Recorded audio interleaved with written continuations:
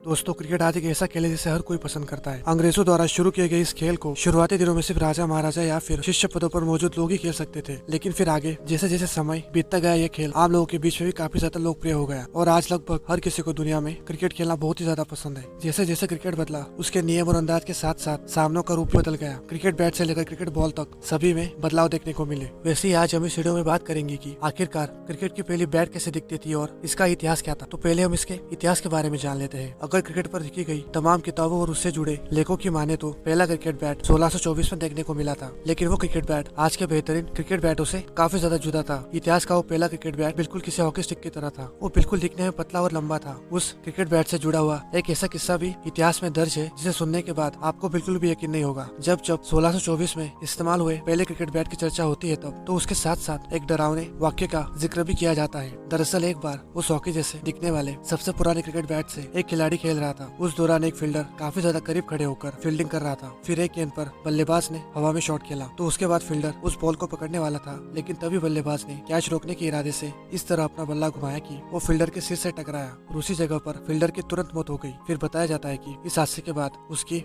आधिकारिक जांच भी हुई थी। पहले क्रिकेट बैट से लोग ज्यादा खुश नहीं थे और उनके लिए शॉट खेलना भी बहुत ही ज्यादा मुश्किल होता था। इसलिए फिर आखिरकार 1770 में बल्ले का स्वरूप बदल गया। इस बार बल्ले को ऊपर हल्का रखते हुए बीच में और नीचे चौड़ा रखा गया। फिर इस बल्ले का वजन भी ज्यादा था और मोटाई भी। यही वो बल्ला है फिर जिसमें और भी थोड़े बहुत मामूली बदलाव किए गए जो फिर आज इस्तेमाल हो रहा है। फिर इसके बाद 1820 में गेंदबाजी का भी तरीका बदल दिया गया। पहले गेंद अंडरआर्म डाली जाती थी, लेकिन इसके बाद तय हुआ कि गेंद हाथ घुमाकर ऊपर से फेंकी जाएगी ताकि बॉलर को बाउंस मिल सके। इसके बाद फिर साल 1835 में क्रिकेट बैट की लंबाई 38 इंच तय की गई जो आज तक बरकरार है। फिर 1853 से विलो लकड़ी से बनने वाले बल्ले के हैंडल को अलग के लकड़ी से बनाया जाने लगा जो कि बल्ले से जोड़ दिया जाता था, जबकि उससे पहले लकड़ी की पूरी एक पट्टी से एक बैट बनता था। फिर 1864 आते आते बल्ले के हैंडल में रबर भी लगाना शुरू कर दिया गया। तो यह था क्रिकेट बैट का इतिहास कि आखिरकार क्रिकेट बैट में सालों साल किस तरीके से परिवर्तन किए गए। और अब हम आखिरकार जान लेते हैं कि आखिरकार क्रिकेट बैट किस तरीके से बनाई जाती है। क्रिकेट बैट मैन्युफैक्चरिंग प्रोसेस में सबसे पहले लकड़ी को बल्ले की शेप में काटकर उसको बल्ले का आकार दे दिया जाता है।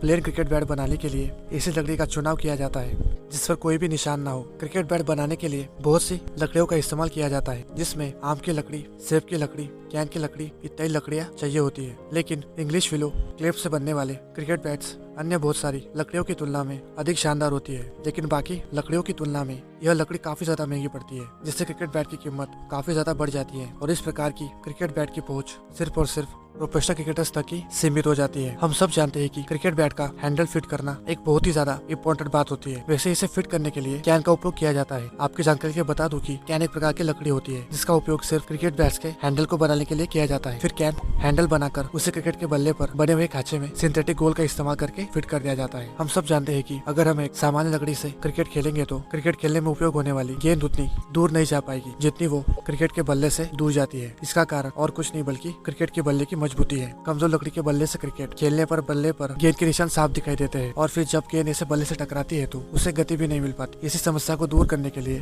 क्रिकेट के बल्ले को मशीन में दबाया जाता है ताकि वो सख्त एवं कड़क हो सके। लेकिन फिर भी मशीन में दबने के बावजूद भी कुछ प्लेन क्रिकेट बैट्स को हाइड्रोजन पेरोक्साइड और तरल अमोनिया के साथ ब्लीड किया जाता है, और जिन्हें ब्लीड नहीं किया जाता ऐसे बल्लों को असली का तेल लगाया जाता है ताकि लकड़ी को मजबूती मिल सके। इसके अलावा दाग धब्बे निशान वाली लकड़ी से बने हुए क्रिकेट बैट पॉपलिंग क्लॉथ का कवर करके इन्हें डुको प्लेट कर दिया जाता है ताकि इन सारे दाग धब्बे निशान को छिपाया जा सके। इसी के साथ साथ कुछ बल्लों को पतली सी रस्सी में लपेट कर चर्म पत्र चिपका दिया जाता है और फिर बाद में इन्हें सुखा भी दिया जाता है। फिर क्रिकेट बैट मैन्युफैक्चरिंग बिजनेस में बल्ले बन जाने के बाद बल्ले के दोनों तरफ स्टिकर लगा दिए जाते हैं। फिर यह बैट बिल्कुल तैयार हो जाते हैं। इसके बाद फिर इनको मार्केट में बेचकर कमाई की जाती है। हमने बैट का इतिहास क्या था, बैट कैसे बनती है, यह सब तो जान लिया, लेकिन अगर आपके मन में अक्सर यह सवाल आता होगा कि आखिरकार सबसे बेस्ट क्रिकेट बैट कैसे बनाई जाती है और वो आखिरकार किस लकड़ी से बनती है, तो इस बारे में भी हम जानेंगे। श्रीरंग से पहलगाम जाते वक्त रास्ते में बहुत सी दुकानें और रोड के किनारे बैट टंगे मिल जाएंगे जो कि विलो के पेड़ से बनाई जाती है। वहाँ के कारीगर नसीर अली बताते हैं कि इन विलो के पेड़ों को तैयार होने में लगभग 10 से 12 साल लग जाते हैं। फिर इनको इसके बाद उगाया जाता है और इसमें भी लगभग 1.5 साल का समय लग जाता है। फिर यह सब होने के बाद इन विलो के पेड़ों से बैट तैयार कर मार्केट में उतारी जाती है। इंग्लैंड के बाद कश्मीर दूसरा सबसे बड़ा राज्य है जहाँ विलो का पेड़ उगता है और फिर इसी पेड़ को काटकर सुखाकर उसी से क्रिकेट बैट का निर्माण किया जाता है। कश्मीर एकमात्र